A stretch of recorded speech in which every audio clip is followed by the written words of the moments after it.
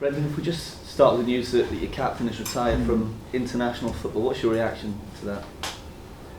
I had obviously spoken to Callum on that and was aware of his intentions. So listen, he's had a great 7 years with Scotland, 63 caps, 7 goals, I think it is. From a selfish perspective, of course, for Celtic, it's really good news because he will recover. He gets the chance to recover. I think you all know the number of games that he plays. So this will give him those little opportunities to have a breather, because he's really intense, Callum, and that's what I love about him, and his appetite to improve. He never has a day off, ever. Even if he has a free day, he's either recovering, he's thinking about the game. So these little windows that he will have will give him the chance to do that. But a fantastic career he's had for his country. He can be very proud of that. And now getting into this next part of his career, he has always focused on Celtic. You say you had discussions with him. How much input or what advice did you give him about that decision? And do you expect it to prolong his Celtic career? Obviously, giving himself more rest, as you say. Yeah, it was just more a listening exercise than anything, because that type of decision, that feeling has to come from the player. I think out of respect, he wanted to speak to me on it, you know. I think the humility of Callum was more based around that I wouldn't think anything less of him by him not being an international footballer by name. It's absolutely incredible. So no, it was more just a listening exercise and respecting his opinion, and like I say, I'm sure he'll have spoken to one or two other people as well, but this gives he was very clear in his mind after a sort of long thought process, really. He's been such a pivotal player for the national team for so many years now. You've worked with some great Scottish midfielders, of course, Scott Brown, others. Where do you think he ranks amongst the kind of modern day Scotland international midfielders? Well, he's played in this last 7 years, and like you say, he's been absolutely pivotal to their performance level and qualifying for the tournaments that they have done. So clearly, it tells you he's clearly instrumental within that. But he'll deep down have his own reasons. But I know Callum really, really well. I think he's played so many games for me now as a manager. So I just know that he's probably now looking at this next part of his career. He's 31 years of age. He's still got so many games. He's played over 500 odd games in his club career. He'll have many more to come, but he knows that he'll need to look after his body. And but fitness-wise, he's in really good condition, and he's probably looking more to the future, really. There's a lot of reports on a fresh bid for Adam Ida. How confident are you that's a deal that you can get over the line? I'm hoping by the end of the window that can be done with some others, but God willing, and that we can get that sorted along with one or two other players. And we saw your midfield on Sunday, how capable a midfield those three were, something maybe we didn't see as much last season due to injury. If you can keep those players here and keep them fit, how pivotal can they be to your success this season? Well, very much so. I think in any midfield, and my history as a coach, the midfield, the dynamic of midfield three is always important. It's never about one player, it's always about the three.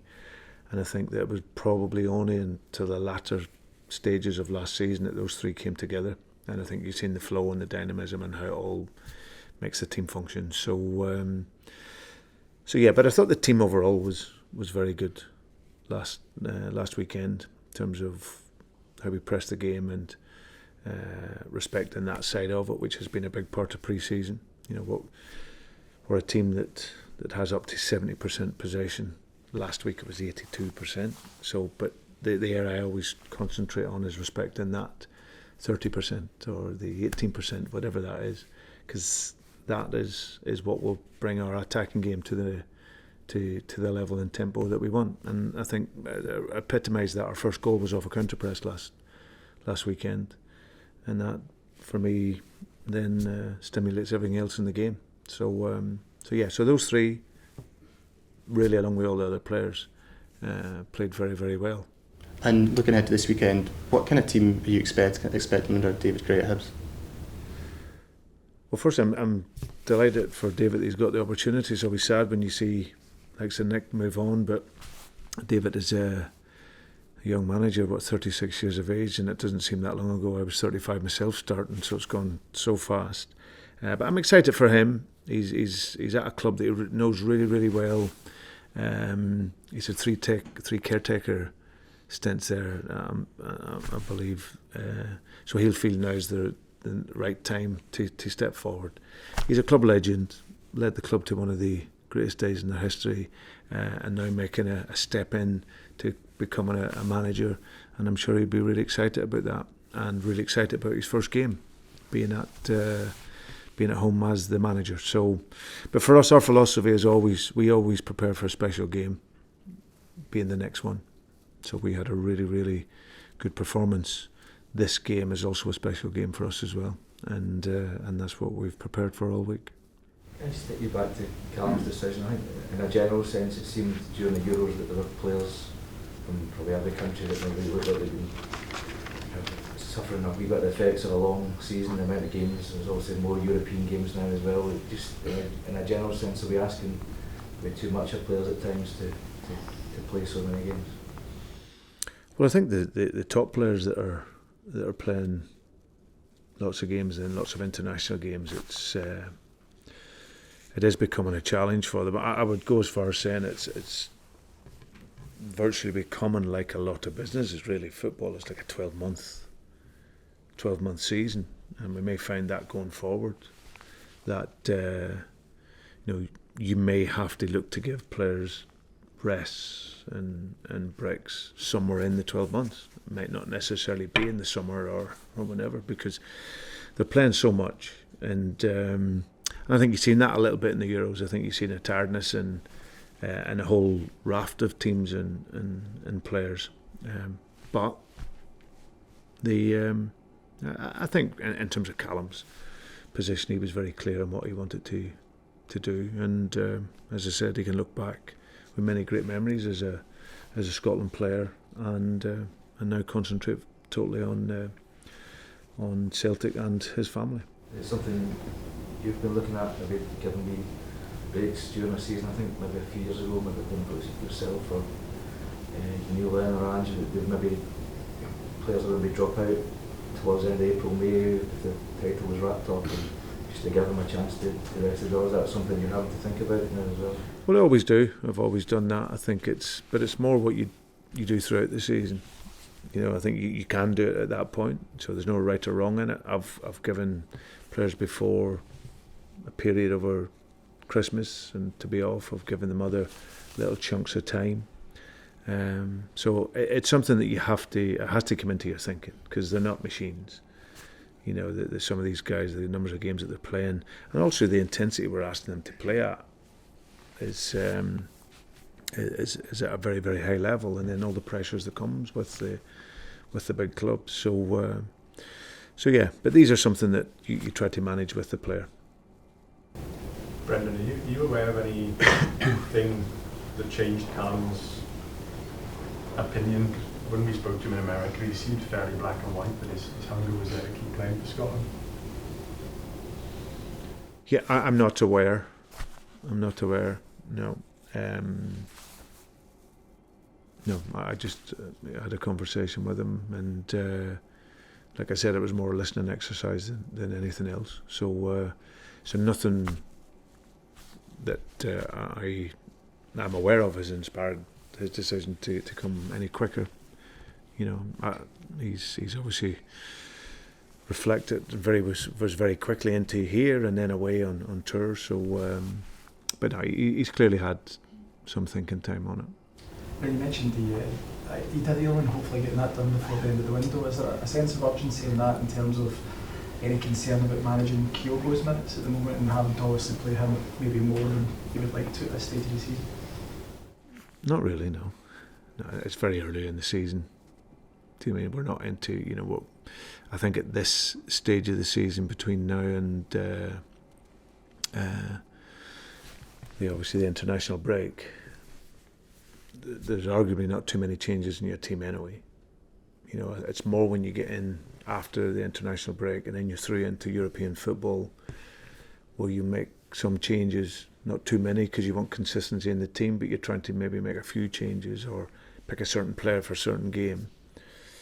But at this stage of the season, it's even if we had the squad that we wanted at this point in time, there still might not be so many changes, because if you're winning and working and playing well, you might not need to. So, but I just think for going forward and everything else, and for coaching time, and you want to have the players in as soon as you possibly can. So hopefully, like I said, before the end of the window, we get the gaps that are clear in our squad that we need to develop and improve. And whilst I always say, whilst never ever shutting the door to our young players. Brendan, you mentioned European football.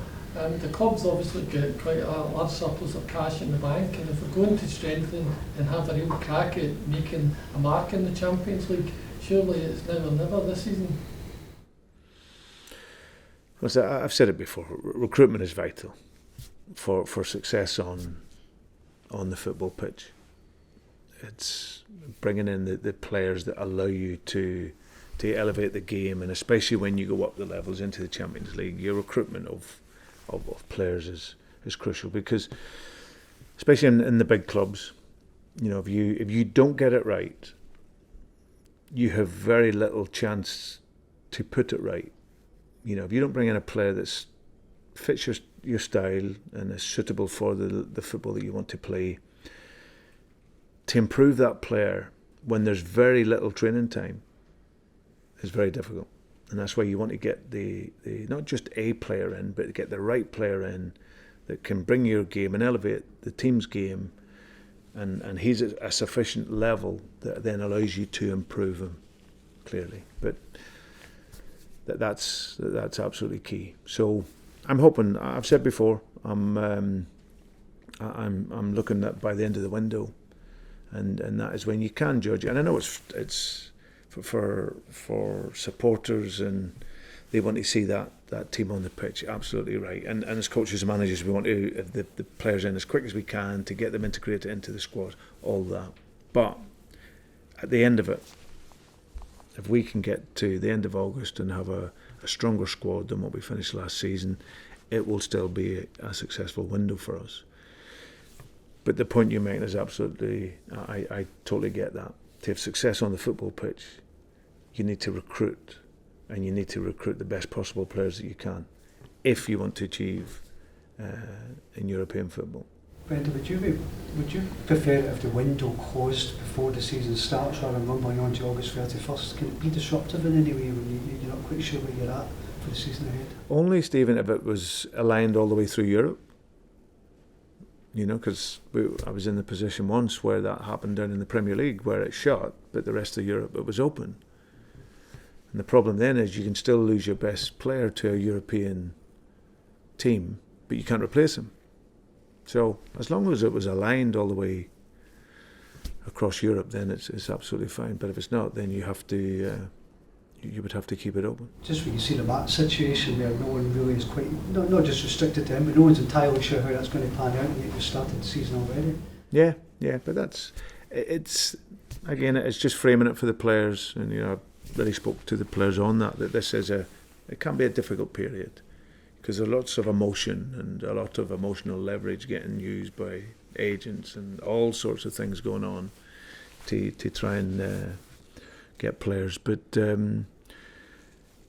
you have to just manage it the best you can and keep the team focused and be really clear on what it is you want to achieve over the course of the season, and knowing that this period is a difficult period naturally for players and for everyone, but we could only keep our focus on our next game and the next training session, and thankfully the players here have been absolutely brilliant, I have to say.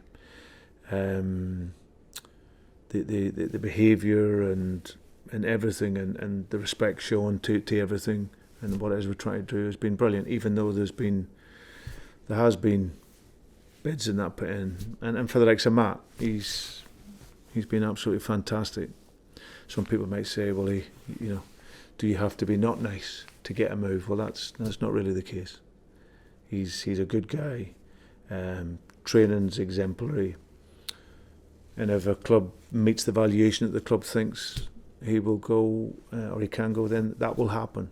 But I said and I repeat, the value of the player would have to be matched before the club could even consider it. Is there a contingency plan in place, Brendan, just in case it drags on maybe towards the end of the window and then Matt does leave? Do you have something in mind that you want to? Yeah, but we have to, again, part of improving our squad is getting other players of quality in. So you always have to have that ready. You have to be braced for that. It can't be a surprise. We don't want Matt to go. I think that's first and foremost. I know the club's model and how it works, but there's absolutely no rush to move Matt. We would love him to be here and to stay here, and I can see it in himself. He's really happy. But of course, if you have the chance to change the conditions in your life, and a club makes an offer that is of great value, then of course you have to look at it. But yeah, there always has to be that in place for sure.